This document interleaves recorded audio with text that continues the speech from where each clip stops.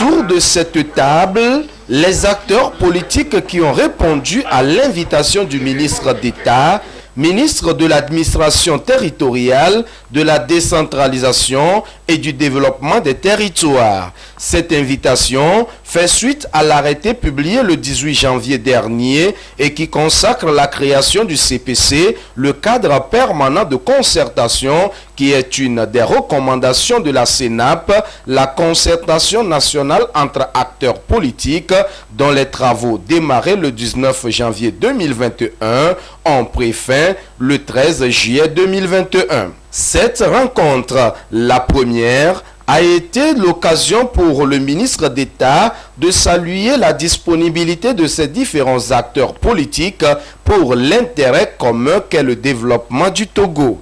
Nos remerciements aux participants pour leur contribution ô combien déterminante pour l'enracinement démocratique de notre pays à travers les différentes propositions qui ont été faites à l'issue des travaux de la Sénat du 19 janvier au 13 juillet 2021. Je suis d'ores et déjà convaincu que l'esprit de franc et sincère dialogue qui a caractérisé la Sénat se poursuivra afin que le CPC puisse contribuer à travers les différents thèmes inscrits à son agenda à l'amélioration des conditions de vie de nos populations. L'objet de cette première réunion est de prendre connaissance de l'arrêté et des attributions ainsi que de l'organisation et du fonctionnement du CPC. Le cadre permanent de concertation CPC sera donc un creuset pour le parti au pouvoir et l'opposition de se retrouver et de discuter des questions politiques, sécuritaires et d'ordre social. Les attributions du CPC sont les suivantes. Les questions sociopolitiques et culturelles, les questions sanitaires et environnementales, l'extrémisme violent, la situation économique, les droits de l'homme et bien sûr le suivi de la mise en œuvre des propositions issues de la concertation nationale entre acteurs politiques. Après cette réunion de prise de contact, la prochaine étape sera la création du bureau du CPC, le cadre permanent de concertation pour l'exécution de ses attributions. Il faut noter que l'arrêté portant création du CPC indique son organisation et son fonctionnement. On a pris connaissance de l'arrêté mettant en place le cadre permanent de concertation qui fait suite au CNAP que nous avons connu, qui va aborder beaucoup de questions sociopolitiques, environnementales, les droits de l'homme, la sécurité et fera le suivi de tout ce qu'il y a eu comme résolution lors de la concertation nationale. Les participants, ce sont toujours les partis politiques ayant pris part aux 3 dernières élections au Togo. Pour mon parti, je me félicite de la création de ce cadre qui est, comme je l'ai dit, une réponse du gouvernement à la suggestion du cadre de la CENAP. Et ce cadre est une symbolique de la volonté des acteurs politiques togolais de se parler.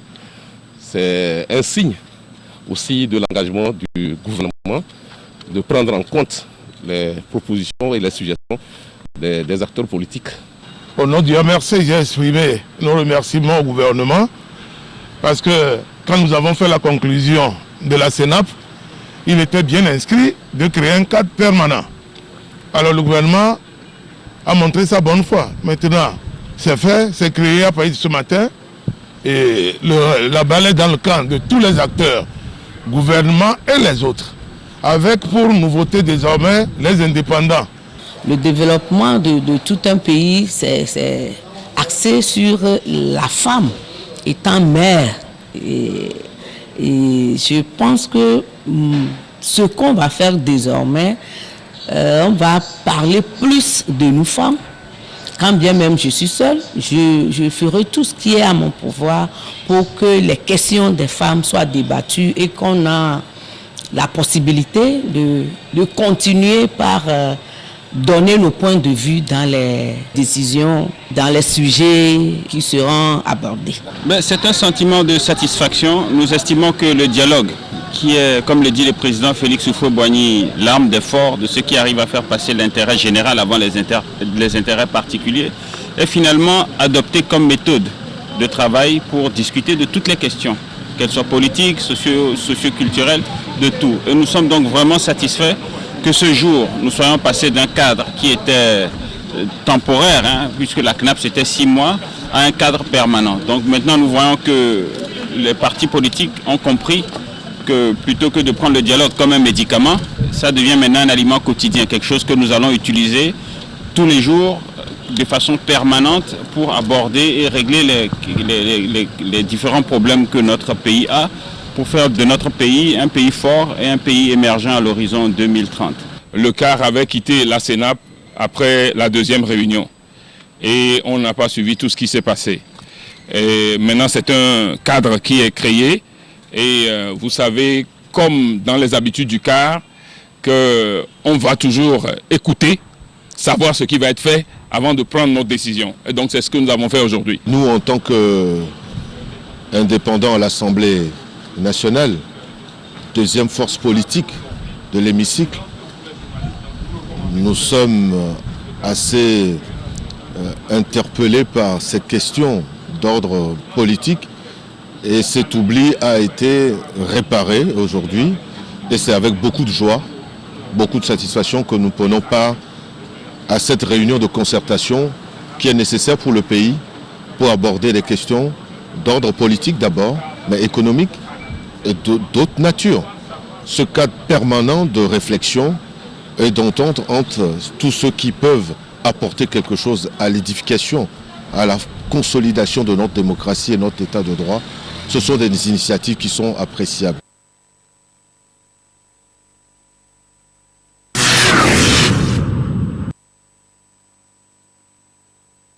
Le développement des collectivités locales, désormais une préoccupation majeure de l'Office togolais des recettes OTR, qui veut en faire une priorité dans ses actions d'accompagnement aux efforts du gouvernement. Ainsi, la décentralisation et la fiscalité locale, deux volets essentiels de développement au cœur de la réforme politique et économique chère au gouvernement togolais et impliquant également la contribution des communautés à la base, ont mobilisé les acteurs clés autour d'un colloque de 2 jours. À l'initiative de l'OTR, les travaux ont démarré ce jeudi 20 janvier à Lomé. Il s'agit du premier dialogue interprofessionnel sur la fiscalité. Il réunit élus locaux, experts en fiscalité du Togo et d'ailleurs, ainsi que des acteurs de la société civile. Il s'agira au cours de cette rencontre d'outiller les participants sur la connaissance de la fiscalité locale et sur ses enjeux pour la décentralisation. Conformément à la loi portant création de l'Office togolais des recettes, l'une de ses missions est d'asseoir, d'administrer et de recouvrer les impôts et taxes et autres droits locaux pour le compte de l'État et surtout pour le compte des collectivités territoriales suivant les textes en vigueur. Ainsi, depuis son opérationnalisation en 2014, l'OTR a mis en œuvre plusieurs réformes en vue d'accroître substantiellement les recettes fiscales aussi bien pour le compte du budget de l'État que celui des collectivités territoriales. En dépit des résultats enregistrés, plusieurs défis restent encore à relever, surtout en matière de recouvrement des impôts locaux, plus spécifiquement des taxes foncières dont le rendement est encore relativement faible. Le présent dialogue se veut donc un rendez-vous entre les praticiens, les professionnels, le monde universitaire, nationaux et étrangers, afin non seulement de mieux appréhender l'interrelation entre la décentralisation et la fiscalité locale, mais également de permettre et de mettre à la disposition de l'OTR et des communes des stratégies et des outils pouvant, devant leur permettre d'accroître considérablement les ressources internes pour l'autonomie financière des collectivités territoriales. Les difficultés auxquelles font face les communes, notamment dans la mobilisation de ressources financières nécessaires pour le fonctionnement, sont nombreuses. Et cette initiative de l'OTR vient à point nommé leur apporter de quoi mieux s'orienter. Le choix des parties prenantes me semble extrêmement pertinent et je voudrais remercier l'OTR pour cette initiative. Remercier l'OTR et exprimer également la gratitude des acteurs locaux au monde scientifique, au monde universitaire à travers le comité scientifique. Nous avons besoin à la fois au niveau des collectivités territoriales, ensemble avec l'OTR, ensemble avec l'ensemble des partenaires qui interviennent au niveau normatif et législatif, de promouvoir beaucoup d'interactions pédagogiques. Nous avons besoin d'une claire définition des rôles. Nous avons besoin de transparence, nous avons besoin d'innovation, nous avons besoin d'agilité, de capacité d'adaptation pour pouvoir répondre aux attentes au final de nos populations. Nous attendons de cette première édition que des résolutions, des mesures ou des propositions concrètes soient faites pour permettre aux communes d'être développées davantage. Parce que c'est vrai, même s'il y a l'ambition de leur part, c'est une chose et l'autre chose, c'est de pouvoir engranger les sous nécessaires pour assurer ce développement. Ouvert ce jeudi 20 janvier, cette rencontre prendra fin vendredi 21 janvier. Notons surtout que l'un des objectifs principaux visés à travers ce colloque est d'amener les différents acteurs présents à fédérer leurs efforts et à mettre en place des stratégies fiscales nécessaires à la bonne réalisation du Plan national de développement, PND.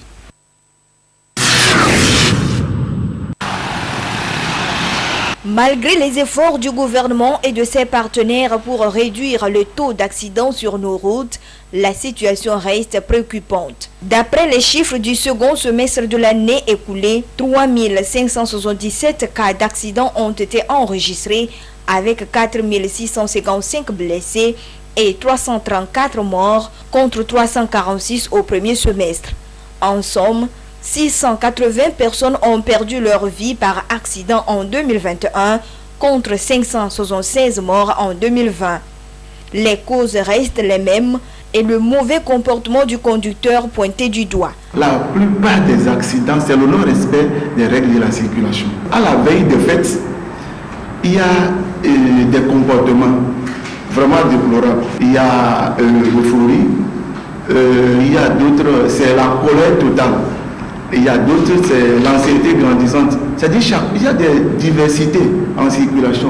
Et en plus, la circulation s'accroît, ça augmente. Selon les spécialistes en code de la route, une prise de conscience par les usagers de la route s'impose afin de venir à bout de cette situation déplorable. C'est là la première des choses. On peut vous placer des radars, l'alcotest, on peut même sensibiliser, on peut faire des formations, mais quand les gens ne sont pas conscients, quand ils sont en circulation, ils courent un danger mortel, on va toujours rester là.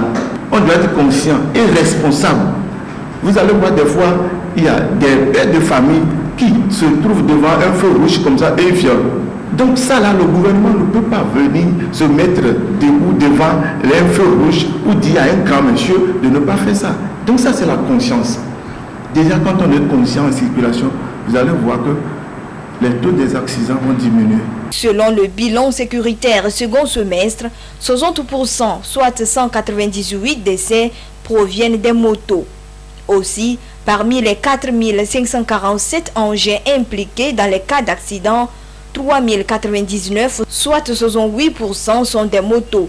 D'où l'importance de la formation catégorie A en règles de conduite. On peut beau maîtriser la conduite et se déplacer facilement, mais ça ne veut pas dire que ça ne te donne pas le droit de la maîtrise de la circulation, des règles de la circulation. Il faut que ces dernières soient formées. Il faut que la personne soit formée d'abord. Et les notions de la circulation, comment il faut éviter l'excès de vitesse, comment il faut respecter les feux, comment il faut aborder la circulation, parce qu'on n'est pas appelé à rester seul sur la route. Actuellement, permis catégorie A, les usagers ou bien les apprenants ne passent plus par des auto-écoles pour se faire former. C'est un peu de programme. Donc le gouvernement doit revoir ça, ce copier-là, et voir de quelles mesures il faut faire revenir ces gens-là à la formation et nous côté des autres écoles. Le renforcement du contrôle en circulation et l'effectivité de l'alcotest s'avère indispensable. Le gouvernement promet y veiller.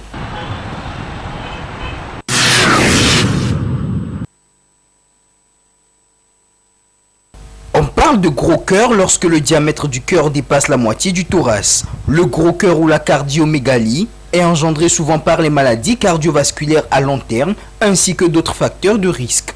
Selon les statistiques des acteurs du domaine, plus de 70% des hypertendus ont le gros cœur au Togo.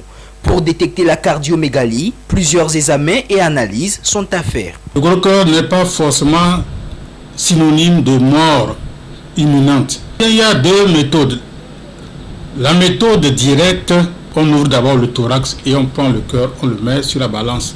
La première mesure indirecte, c'est l'ECG, électrocardiogramme. Il y a aussi la radio du thorax. Elle permet de mesurer les distances, les diamètres du thorax. Au jour d'aujourd'hui, l'échographie cardiaque est un moyen sûr de détecter le gros cœur. Et lorsque, à l'échographie, on constate que la masse du cœur, le poids du cœur dépasse 115 grammes par mètre carré chez l'homme et 95 grammes par mètre carré chez la femme, on dit que cette personne a une cardiomégalie ou bien un gros cœur. Les complications du gros cœur peuvent entraîner l'insuffisance cardiaque, d'où la nécessité de connaître le mal, son origine et des comportements sont à adopter vis-à-vis de la maladie. Certaines causes sont plus pourvoyeuses de gros cœur. Chez l'enfant, ce sont les anomalies du cœur de l'enfant, causes génétiques comme la drépanocytose qui finiront par donner le gros cœur. Chez les adultes, il y a trois causes principales. En tête, l'hypertension artérielle. 1 200 000 personnes porteuses d'hypertension artérielle au Togo. Il y a les crises cardiaques, il y a les anémies. La prévention est le seul moyen de faire face à la cardiomégalie. Il existe deux modes de prévention, la prévention primaire et la prévention secondaire. Prévention primaire, c'est-à-dire empêcher que l'hypertension artérielle s'installe chez les individus. L'alimentation doit être saine et équilibrée. En deux mots, mangeons moins gras, moins salé et moins sucré. Activité physique adaptée à chaque individu. Par exemple, on doit marcher 30 minutes au moins par jour. Éviter le stress, les drogues aussi.